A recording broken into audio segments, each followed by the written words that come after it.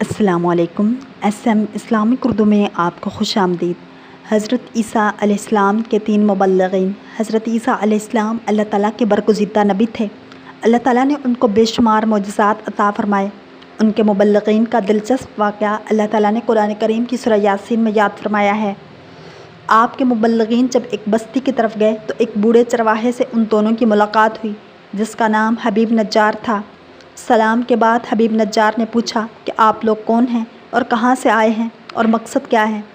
تو ان دونوں صاحبان نے کہا کہ ہم دونوں حضرت عیسیٰ علیہ السلام کے بھیجے ہوئے مبلغین ہیں اور اس بستی والوں کو توحید اور خدا پرستی کی دعوت دینے آئے ہیں۔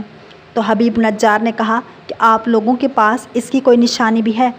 تو ان دونوں نے کہا کہ جی ہاں، ہم لوگ مریضوں اور مادرزاد اندھوں اور کوڑیوں کو خدا کے حکم سے شفا دیتے ہیں۔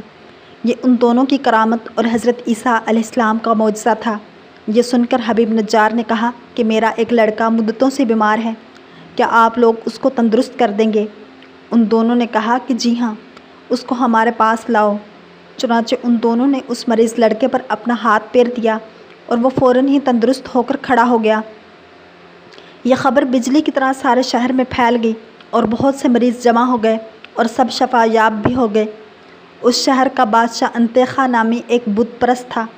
وہ ان دونوں کی زبان سے توحید کی دعوت سن کر مارے غصے کے آپے سے باہر ہو گیا اور اس نے دونوں مبلغین کو گرفتار کر کے 100 درے لگا کر جیل خانے میں قید کر دیا۔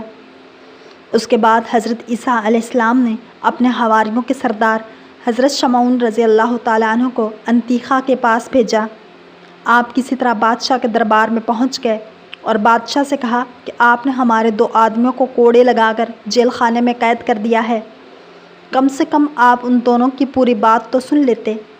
بادشاہ نے ان دونوں کو جیل خانے سے بلوا کر گفتگو شروع کی تو ان دونوں نے کہا کہ ہم یہی کہنے کے لیے یہاں آئے ہیں کہ تم لوگ ان بتوں کی عبادت کو چھوڑ کر خدائے وحدہ لا شریک کی عبادت کرو جس نے تم کو اور تمہارے بتوں کو بھی پیدا کیا ہے۔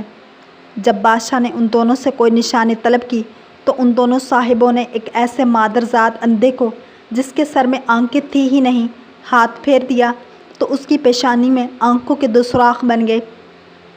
پھر ان دونوں صاحبان نے مٹی کے 2 غلولے بنا کر ان سوراخوں میں رکھ کر دعا کر دی تو یہ دونوں غلولے آنکھیں بن کر روشن ہو گئے اور مادرزاد اندھا انکھیارا بن گیا۔ حضرت شمعون نے فرمایا کہ اے بادشاہ، کیا تمہارے بتوں میں بھی یہ قدرت ہے؟ بادشاہ نے کہا نہیں۔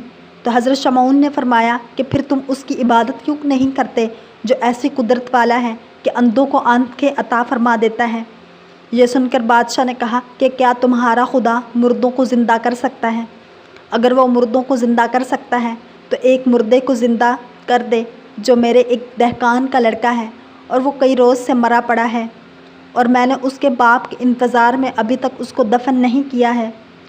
بادشاہ ان تینوں صاحبان کو لے کر لڑکے کی لاش کے پاس گیا اور تینوں صاحبان نے دعا مانگی تو خدا کے حکم سے وہ مردہ زندہ ہو گیا اور بلند آواز سے کہا کہ میں بت پرست تھا تو میں مرنے کے بعد جہنم کی وادیوں میں داخل ہو گیا، لہٰذا میں تم لوگوں کو عذاب الہی سے ڈراتے ہوئے اللہ پر ایمان لانے کی دعوت دیتا ہوں اور تم لوگوں کو نصیحت کرتا ہوں کہ خدا کے پیغمبر حضرت عیسیٰ علیہ السلام کا کلمہ پڑھ کر ان تینوں مبلغین کی بات مان کر ان لوگوں کے ساتھ اچھا سلوک کرو، کیونکہ یہ تینوں صاحبان حضرت عیسیٰ علیہ السلام کے حواری اور ان کے فرستادہ ہیں۔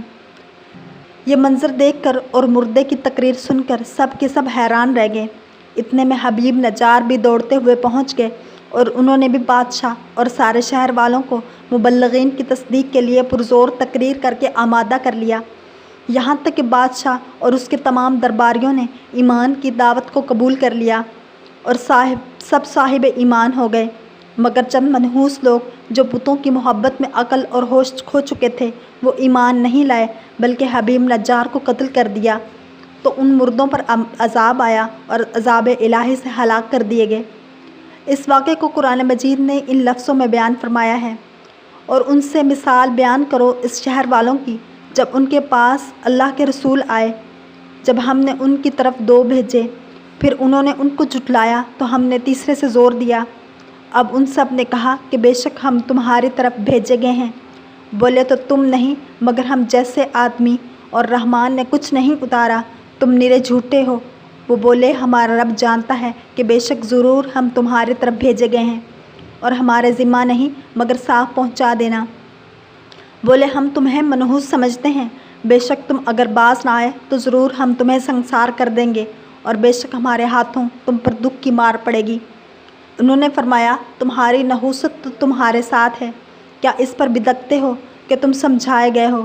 بلکہ تم حد سے بڑھنے والے لوگ ہو۔ اور شہر کے پرلے کنارے سے ایک مرد دوڑتا ہوا آیا، بولا اے میری قوم، بھیجے ہوئوں کی پیروی کرو، ایسوں کی پیروی کرو جو تم سے کچھ نیک اجر نہیں مانگتے اور وہ راہ پر ہیں۔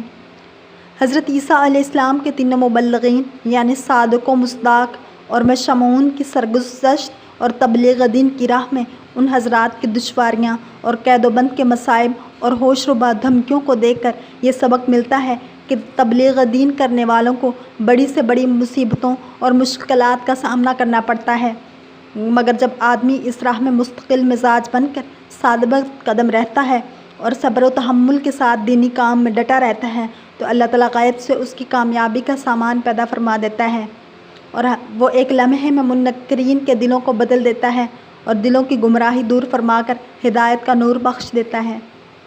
اگر آپ کو یہ ویڈیو پسند آئی ہے تو لائک، شیئر اور سبسکرائب کرنا مت بھولیے تاکہ ایسی ہی اسلامک ویڈیوز آپ تک پہنچتی رہیں۔